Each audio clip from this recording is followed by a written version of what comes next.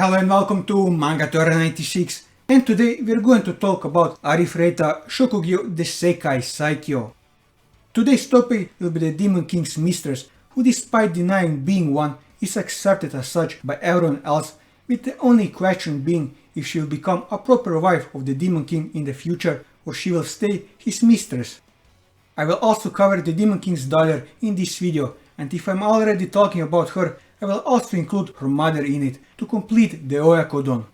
Calling it an Oyakodon might sound disturbing, which it is, but considering the daughter's feelings and intention towards her papa, it's quite appropriate. I'm of course talking about Yuka, Myu and Remia. But before we start, here is the spoiler warning, as we spoil a lot of things in this video, so if you don't want to be spoiled, I would highly recommend that you go and read the light novel, as it is an enjoyable read. For everyone else, let's start with who the mistress is. Yuka Sonobe was one of the students from Japan who got involved in the summoning incident and ended up in Tortoise along with her other classmates.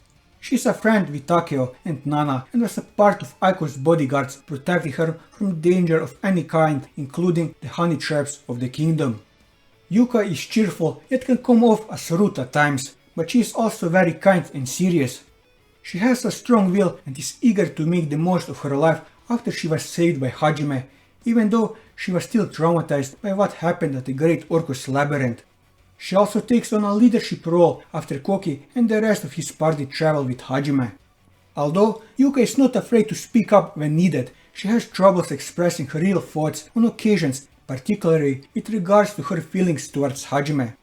Despite this, her real intentions are easily noticeable through her actions and facial expressions. She also enjoys cooking and aspires to be a chef one day. As for her role in the story after her reunion with Hajime, Yuka and the others eventually return to the Highly Kingdom capital and learn that Hajime rescued the hero party after his time in Ur. Yuka was especially shocked after learning that Hajime suddenly had a daughter. One night, the kingdom was suddenly invaded by an army of demons and monsters. As Nana and the others were prepared to fight, they were ambushed by many of the kingdom's knights. It was revealed that they were under the control of her classmate Eri by using her necromancy magic on them after she had killed them prior to the invasion. They were eventually freed and the kingdom had been saved after Hajime had arrived and obliterated Eri's zombies and the demon army. When Hajime once again left the kingdom, Yuka suddenly became the unofficial leader of her classmates due to the hero Koki having led with Hajime, as well in order to conquer another of the great labyrinths in order to claim its ancient magic. After seeing all of the death and destruction that the kingdom experienced, she was unsure as to how she could help. Eventually, she resorted to juggling her enhanced knives for the kids of the kingdom as a way to keep them happy, and it had become a recurring event for her ever since. One day, Yuka was approached by a visiting bishop from the Holy Church named Simon. Due to the commotion that his presence caused, she helped Simon escape the crowd of people around him after seeing the desperation in his gaze. The two of them made their way to an alley. After Yuka properly introduced herself, Simon could see that something was on her mind and offered to listen to her problems. Yuka reluctantly told him about how she had been saved by someone and that she wanted to pay him back for that, but felt that nothing she could do would be good enough. He responded by praising her resolve and told her to keep moving forward for when she can support her savior whenever he may need it. Yuka thanked Simon for his advice and was then resolved to treat her savior to a meal in her family's restaurant after she returned to Earth. It was then that Simon's granddaughter, Sylvie, arrived after tracking Simon down, which caused him to abruptly leave Yuka. The following day, she attended to a ceremony to welcome the new pope of the Holy Church after the previous one, Ishtar, had been killed during the demon's invasion of the kingdom. She was surprised to see it was Simon that was going to take the position, as well as the fact that he also met Aiko soon after her, with them also having an emotional conversation as well. During dinner in the palace mass hall one night, Yuka and the others were surprised to see Princess Liliana had been suddenly transported back to the kingdom after she had been traveling with Hajime to the Hussars Empire. When Liliana was explaining the state of events that occurred during her trip, Yuka became annoyed after seeing that Liliana had fallen in love with Hajime based on her constant mentioning of him. After her relationship with Hajime, Yuka was grateful to Hajime for saving her in the Great Orcus Labyrinth and wishes to pay him back. When she meets him again in Ur, she was surprised that he survived but was saddened by how much he has changed. She further became shocked by how powerful he had become and how he had two beautiful girls with him who are in love with him. Despite this, she still took the time to thank him for saving her and vowed to him she wouldn't waste it. Hajime also gave her words of comfort that helped her with her trauma. Yuka was shown to be slightly afraid of Hajime when he showed his murdering intent and monstrous strength when he murdered both Shimizu and Hiyama in cold blood. But that didn't stop her from developing a crush on him. After returning to Japan, the two of them get along with each other to the point where all of their classmates call her his mistress, though both deny any romantic involvements between each other. Yuka also developed certain habits when returning to Japan, such as fiddling with her scarf and tapping her foot on the ground, and would only do it whenever Hajime was around. Though she probably still holds romantic interest in Hajime, she has also stated that she has no plan to enter his harem. Despite this statement, it is implied that she is likely to become his actual mistress someday. Moving on to the mother part of the Oyakodon, Remia. Remia is the mother of Myu and also one of the wives of the Demon King Hajime himself.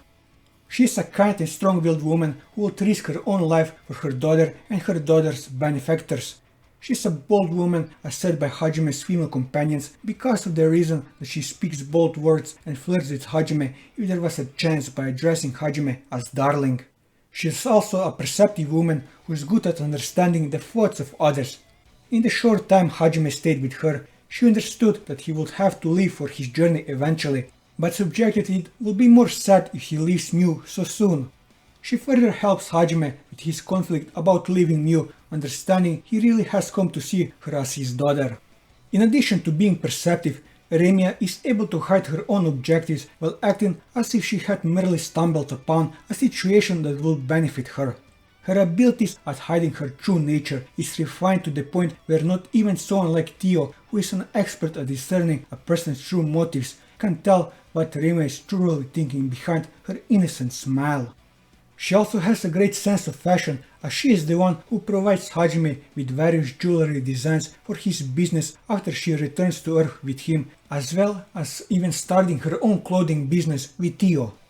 As for her past, Remia lived in the coastal city of Erison and worked as a mediator between the Dagoons and the Highly Kingdom due to her race role of providing the kingdom with much of its seafood.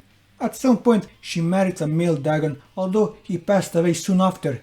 After her husband's death, Remia gave birth to their daughter Myu. As for her relationship with Myu, Remia is a kind and gentle mother to her daughter and will protect her daughter from harm.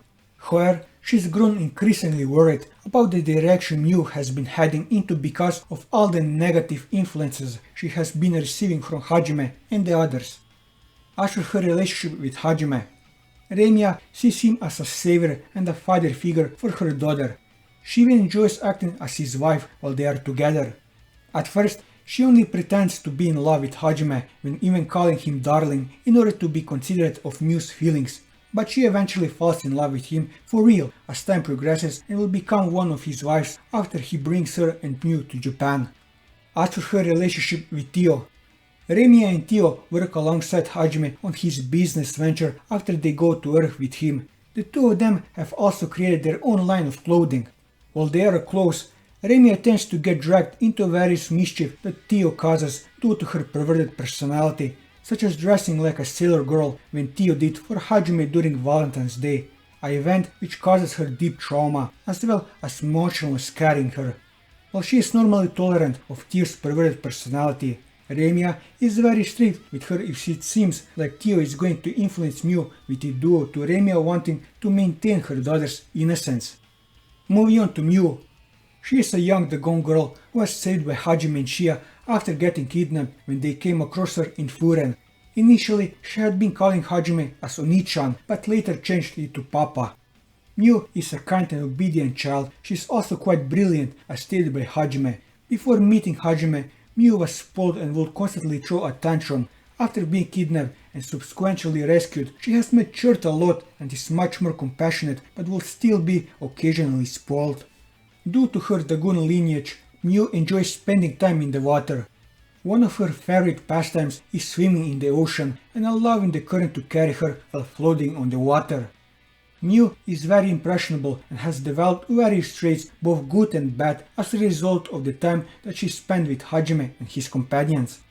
One such example is Shia's reckless driving habits, which in Myu's case revolves around using remote-controlled toy aircraft to get into dogfights with the Air Force. After arriving on Earth, Myu has developed militaristic traits and enjoys giving orders while acting like a drill sergeant. She is very eager to fight whenever she is confronted by an enemy and always follows Hajime's philosophy of showing no mercy to her enemies. Despite all of the training and artifacts that she has received, Myu laments her own powerlessness and wishes to become stronger to protect what she cares about.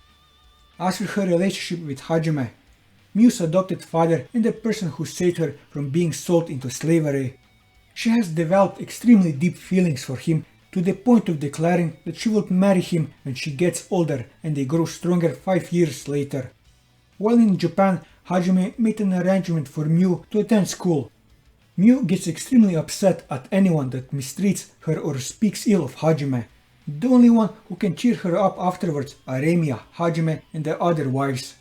Hajime makes sure that those who mistreat Myu suffer for their insolence. With this, I covered everything that I wanted to cover on Yuka and the Oyakodon combination of Remia and Myu. And that will be all for this video. If you like this video, leave a like, leave your thoughts in the comments below, or subscribe to the channel for more manga reviews and One Piece content. And until next time, take care.